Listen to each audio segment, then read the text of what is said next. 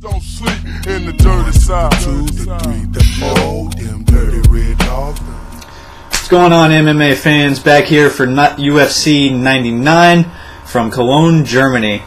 Alrighty, first up we got on the night is going to be Spencer Fisher versus Cal Uno.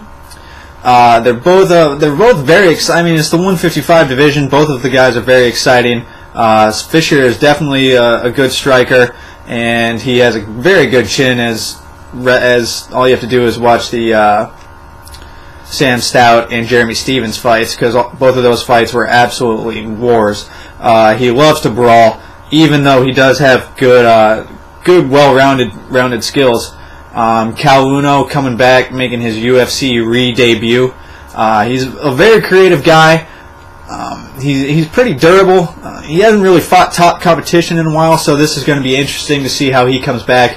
One thing to note, though, is even though he got knocked out by BJ Penn, he did come back and fight BJ Penn to a 5-round draw in a UFC lightweight title fight a while back, actually. So it's good to see Cal back in the UFC, and I hope he does well. But on this one, I'm going to pick Spencer Fisher by decision. Next up, we have Marcus Davis versus Dan Hardy. Correct me if I'm wrong. I'm not too excited about this. You can yell at me if you want, all you want, but I'm just not that excited about this bout. I think Marcus Davis he's an excellent boxer. He's always improving his jiu-jitsu game. He's very well-rounded now, and he's got knockout power in both hands from being a professional boxer all those years. Dan Hardy, he's pretty experienced. He KO'd Rory Markham in his last fight. He does have heavy hands, but I'm still not crazy about him. I still to this day think that Gono beat him in that controversial split decision, but the one one advantage he does have in this fight is that Marcus Davis is a bleeder. He's got enormous scar tissue over his eyes from boxing all those years. So if he cuts him and it runs into his eyes, that could be bad news, and he could catch him with a big shot, or it could be stopped. But anyways, I'm going to pick Marcus Davis with a third round submission. Actually, I'm going to take Marcus Davis with a submission. Third fight of the night is going to be Mike Swick versus Ben Saunders. Mike Quick Zwick, everybody knows he's got very quick hands. He's had a couple fights at 170 now. He looked really comfortable in his last fight against Jonathan Goulet, knocking him out in, 30 seconds, if that. Another thing to note is that he controlled Marcus Davis on the feet. And I think that Mike Swick is kind of getting shafted by his opposition. He needs to step up. He needs to fight guys that are in title contention, because I think he could be right up there. He's not going to fight Koscheck because they are partners over at American Kickboxing Academy, but I do think there's people out there that he could fight at 170 that are in title contention. Ben Saunders, coming off The Ultimate Fighter, he's a funny character. He's a little sloppy. He's very lanky for a 170. He's 6'3".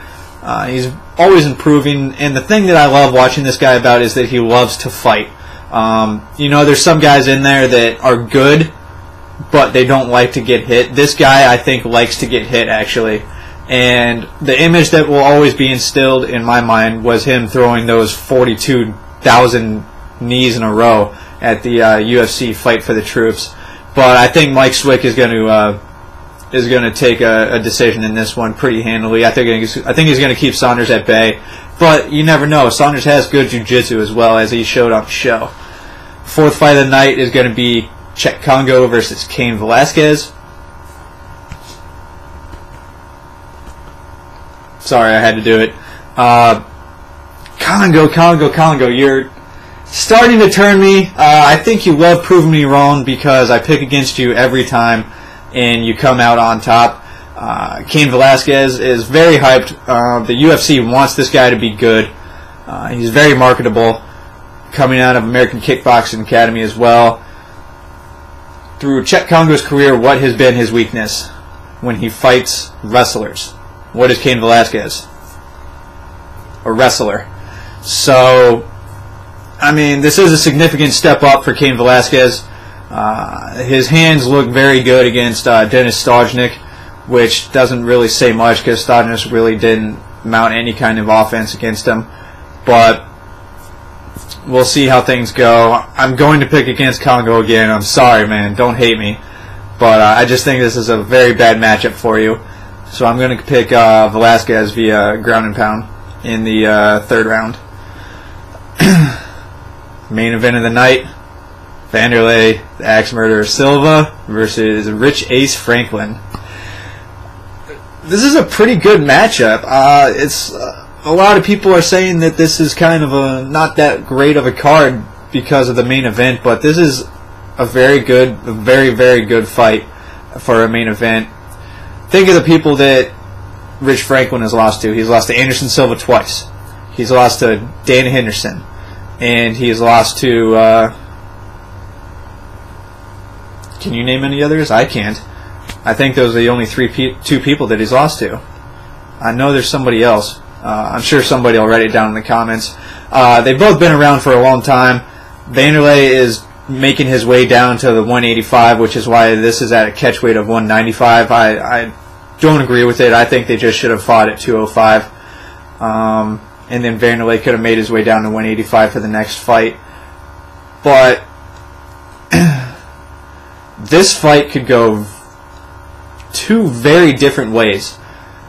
Wanderlei could come in with his normal aggressive axe murderer style and just wipe Rich Franklin to the floor because he still has power. He still has the power in his hands as he showed against Jardine.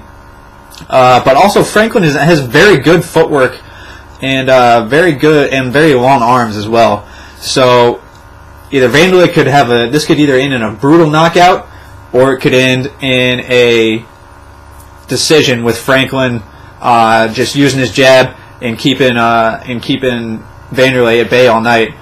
They both have very decent jiu-jitsu. Wanderlei is a black belt. I don't know if Rich is, but he does have very good jiu-jitsu, especially defense, as he showed against